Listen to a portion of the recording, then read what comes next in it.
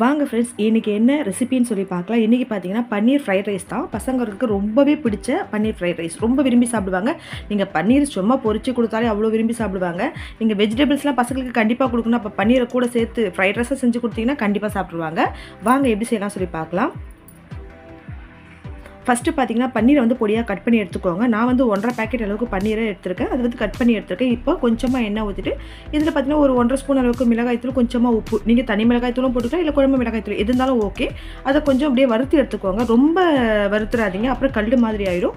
லைட்டாக அப்படியே கொஞ்சம் கோல்டன் ப்ரௌன் ஆனவுடனே நீங்கள் ஆஃப் பண்ணி இதை ஓரமாக எடுத்து வச்சுருங்க. இது பார்த்தீங்கன்னா நான் ரொம்ப ஹை ஃப்ளேமில் வைக்காமல் சிம்லேயே வச்சு தான் நான்ஸ்டிக் பேனில் வறுத்து எடுத்தேன். அப்போ தான் கொஞ்சம் நம்மளுக்கு ஒட்டாமல் வரும். கொஞ்சம் கோல்டன் ப்ரௌன் ஆனோடனே எடுத்து வச்சுட்டு இப்போ வெஜிடபிள்ஸ்லாம் கட் பண்ணி எடுத்து வச்சுருக்கேன். கேரட் பீன்ஸ் வந்து பார்த்தீங்கன்னா 1/4 கிலோ, குடமிளகா வந்து 1.5 குடமிளகா போட்டிருக்கேன், பெரிய வெங்காயம், பச்சை மிளகாய் 7 பச்சை மிளகா, கோஸ் ஒரு 1/4 கிலோ கோஸ், புதினா கொத்தமல்லி எல்லாம் க்ளீன் பண்ணி ரெடி பண்ணி வச்சுருக்கேன் கட் பண்ணி. பாஸ்மதி ரைஸ் பார்த்தீங்கன்னா 1/2 கிலோ அரிசி பார்த்தீங்கன்னா வேக வச்சு வடித்து எடுத்து வச்சுருக்கேன். இந்த பக்கம் பன்னீரும் அழகாக பார்த்தீங்கன்னா வறுத்து எடுத்து வச்சுருக்கேன். வாங்க எப்படி செய்யலாம் சொல்லி பார்க்கலாம். ஒரு அகலமான ஒரு அடி திக்கான பேன் எடுத்து வச்சுக்கோங்க. நான் வந்து பிரியாணி செய்கிற டபரா தான் வச்சுருக்கேன். கொஞ்சம் நல்லா ஹை ஃப்ளேமில் வச்சு செய்யலாம். அதுக்காக தான் 3 குழிக்கண்டி அளவுக்கு எண்ணெய் ஊற்றிட்டு வெங்காயம் பச்சை மிளகாய் போட்டுட்டு இது கூடவே தூள் உப்பு ஆட் பண்ணிக்கோங்க. வெங்காயம்லாம் பார்த்தீங்கன்னா ரொம்பலாம் வதங்க தேவையில்லை. எல்லாமே பார்த்தீங்கன்னா லைட் ஆஃப் குக் ஆனாலே போதும். வெங்காயம் பச்சை மிளகாய் ஓரளவுக்கு வதங்கின பிறகு கேரட்டும் பீன்ஸும் போட்டிடுங்க. அதையும் பார்த்தீங்கன்னா ரொம்ப வதக்க தேவையில்லை. நம்மளுக்கு எல்லா காயுமே பல்லில் கொஞ்சம் கடிப்படுற அளவுக்கு வதக்குங்க. அப்போ தான் நல்லாயிருக்கும். ரொம்ப வதக்கிட்டிங்கன்னா நல்லாவே இருக்காது. இப்போ வெங்காயம் ஓரளவுக்கு வதங்கிடுச்சு. இந்த ஸ்டேஜில் பார்த்தீங்கன்னா நான் கேரட்டும் பீன்ஸும் அழகாக பொடியாக கட் பண்ணி வச்சுருக்கேன். கேரட்லாம் கொஞ்சம் நீட்டாக போட்டிருக்கேன். கொஞ்சம் டிஃப்ரெண்ட்டாக இருக்கும், நல்லாயிருக்கும் சாப்பிட்றதுக்கும். அதனால் இந்த மாதிரி போட்டிருக்கேன். இதே நீங்கள் உப்பு வந்து மொத்தமாக நான் போட்டுறதுனால போதும், எனக்கு அந்த உப்பு போதுங்க கண்டிப்பாக. ஏன்னா சாதத்தில் வேறு நான் உப்பு போட்டு வடிச்சிருக்கேன், அதனால் போதும். இப்போ இந்த வெங்காயத்தில் வேறு உப்பு போட்டிருக்கேன், பன்னீர்லேயும் கொஞ்சமாக போட்டிருக்கோம் உப்பு.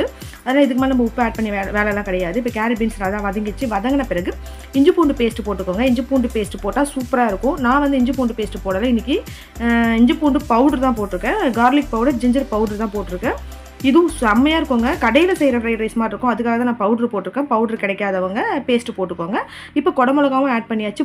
கொத்தமல்லி, புதினா, கருவேப்பிலை 3மே ஒன்றாவே போட்டாச்சு. குடமிளகா பார்த்தீங்கன்னா வதங்கலாம் கூடாதுங்க. சும்மா 2 கலரி விட்டுருங்க போதும். கலந்து விட்டுட்டு இப்போ கோஸ் எல்லாமே நம்ம ஆட் பண்ண வேண்டியது தான். எல்லா காயும் இப்போ போட்டாச்சு. கோஸும் நம்ம போட்டலாம். கோஸும் பார்த்தீங்கன்னா மெல்லிஸாக அழகாக கட் பண்ணி வச்சுருக்கேன் நான் கத்தியில். அதையும் நான் இப்போ ஆட் பண்ணிடுறேன். எல்லாமே தண்ணி இல்லாமல் எடுத்து வச்சுக்கோங்க. இங்கே பாருங்கள் கோஸ் எவ்வளோ நைஸாக இருக்குது, பார்க்க சொல்லவே உங்களுக்கு தெரியும். நல்லா நைஸ் 1/4 கிலோ கோஸுங்க. அழகாக நைஸாக கட் பண்ணி எடுத்துட்டேன். அழகாக சூப்பராக இருக்குது பார்க்கவே. அவ்வளோதாங்க, கோஸ்லாம் கூட ரொம்ப வதங்க தேவையில்லை. நல்ல ஒரு கலர் கலந்து விட்டுருங்க. இப்போ இதுக்கு தேவையான அளவுக்கு நீங்கள் உங்களுக்கு சாஸ் பிடிக்கும், சாஸ் வேணும் அப்படின்னாக்கா கொஞ்சமாக chilli sauce, tomato sauce, soya sauce add பண்ணிக்கோங்க. ஆல்ரெடி நான் அதெல்லாம் ஆட் பண்ணி chicken fried rice, paneer fried rice, mushroom fried rice 3மே நான் வந்து வீடியோவாக போட்டிருக்கேன். வேணா என்னோட சேனலை போய் செக் பண்ணி பாருங்கள். இது பார்த்தீங்கன்னா வெறும் பச்சை மிளகாய், மிளகுத்தூள் போட்டு மட்டும்தான் நான் செய்கிறேன். வேறு லெவலில் இருக்கும். குழந்தைங்க கொஞ்சம் இந்த மாதிரி செஞ்சு கொடுத்தா விரும்பி சாப்பிடுவாங்க.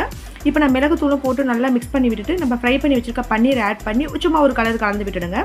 கலந்து விட்டுட்டு நம்ம ஆற வச்சுருக்க சாப்பாடு எடுத்துக்கோங்க. பாஸ்மதி ரைஸ் தான், அது வந்து ஒரு 3/4 பதத்துக்கு வேக வச்சு எடுத்து நல்லா ஆற வச்சு எடுத்துக்கோங்க. இப்போ நம்ம ரெடி பண்ணி வச்சுருக்க இந்த மசாலாவில் கொஞ்சம் கொஞ்சமாக சாதத்தை கொட்டி ஹை ஃப்ளேமில் வச்சு நல்லா கலந்து விடுங்க. மொத்த சாப்பாடும் கொட்டாதீங்க, கொஞ்சம் கொஞ்சமாக கொட்டி கலருங்க. நான் ஃபஸ்ட்டு வந்து ஒரு 1/4 கிலோ அளவுக்கு அரிசி வேக வச்சதை போட்டு நல்லா மிக்ஸ் பண்ணி மசாலா ஃபுல்லாக எல்லா சாதத்துலையும் மிக்ஸ் ஆகிற மாதிரி பண்ணிவிட்டு அதுக்கப்புறமா தான் நெக்ஸ்ட்டு மீதி இந்த சாதத்தையும் போட்டு கலந்து விட்டு நல்லா ஹை ஃப்ளேமில், கேஸ் வந்து நல்லா ஹை ஃப்ளேமில் வச்சா திக்கான பாத்திரம் இல்லைங்களா, சூப்பராக சுடுன்னு கடையில் வாங்குற மாதிரியே வேறு லெவலில் இருந்தது. அரிசி ஒன்று கூட உடையவே இல்லைங்க. ஏன்னா நம்ம 3/4 பார்த்தா வேக வச்சதுனால நம்மளுக்கு உடையாது. இப்போ நம்ம கலரை சொல்ல கரெக்டாக நம்மளுக்கு வந்துடும் வெந்து. இப்படி தாங்க ஃப்ரைட் ரைஸ் செய்யணும். சிம்பிளாக ஃப்ரைட் ரைஸ் செய்யணும், ரொம்ப மசாலாலாம் சேர்க்காமல் சிம்பிளாக செய்யணும். இப்படி தாங்க செய்யணும். இப்படி செஞ்சு கொடுத்தீங்கன்னா கண்டிப்பாக பசங்க ரொம்ப விரும்பி சாப்பிடுவாங்க, வீணாக்க மாட்டாங்க. பசங்களோட ஃப்ரெண்ட்ஸ் எல்லாம் விரும்பி சாப்பிடுவாங்க. அதுக்காக தான் இந்த மாதிரி செஞ்சு கொடுத்துருக்கேன். பன்னீர் எங்கள் வீட்டில் ரொம்ப பிடிச்சி சாப்பிடுவாங்க, பசங்களுக்கு ரொம்பவே பிடிக்கும். அதனால் நீ கொஞ்சம் பன்னீர் கூடவே போட்டிருக்கேன். ரொம்ப நல்லா வந்திருக்குங்க எனக்கு ஃப்ரைட் ரைஸ். நீங்களும் இந்த ஃப்ரைட் ரைஸை ட்ரை பண்ணி பாருங்கள். என்னோட சேனல் இப்போ தான் ஃபர்ஸ்ட் டைம் பார்க்குறீங்க அப்படின்னாக்கா கண்டிப்பாக சப்ஸ்கிரைப் பண்ணிவிட்டு பெல் ஐக்கானை கிளிக் பண்ணிவிட்டு பாருங்கள். அப்போ தான் என்னோட நோட்டிஃபிகேஷன் உடனே உங்களுக்கு வரும். நான் ஆல்ரெடி நிறைய ரெசிபிஸ் போட்டிருக்கேங்க. Biryani recipes, fried rice recipes, naan, pizza எல்லாமே போட்டிருக்கேன். கண்டிப்பாக என்னோட சேனலில் போய் கண்டிப்பாக ட்ரை பண்ணுங்கள். இப்போ கொஞ்ச நாளைக்கு வெஜ்ஜு தான் வரும். ஏன்னா மயான கொள்ளை இங்கே செங்கல்பட்டில் விசேஷமாக போகும். அந்த விரதம் ஸ்டார்ட் பண்ண போகிறதால உங்களுக்கு வெஜ்ஜு தான் கொஞ்சம் நாளைக்கு வரும். 1-2 வெஜ் நான்வெஜ் பார்த்தீங்கன்னா எடுத்து வச்சுருக்கேன். நான் கண்டிப்பாக அதை நான் எடிட் பண்ணி அப்லோட் பண்ணுறேன். கண்டிப்பாக மிஸ் பண்ணாமல் பாருங்கள். என்னோட வீடியோஸ் உங்களுக்கு ரொம்ப பிடிச்சதுன்னா லைக் பண்ணுங்கள், ஷேர் பண்ணுங்கள், சப்ஸ்கிரைப் பண்ணுங்கள். சப்போர்ட் பண்ணுற எல்லாருக்குமே ரொம்ப ரொம்ப நன்றி. Thank you so much.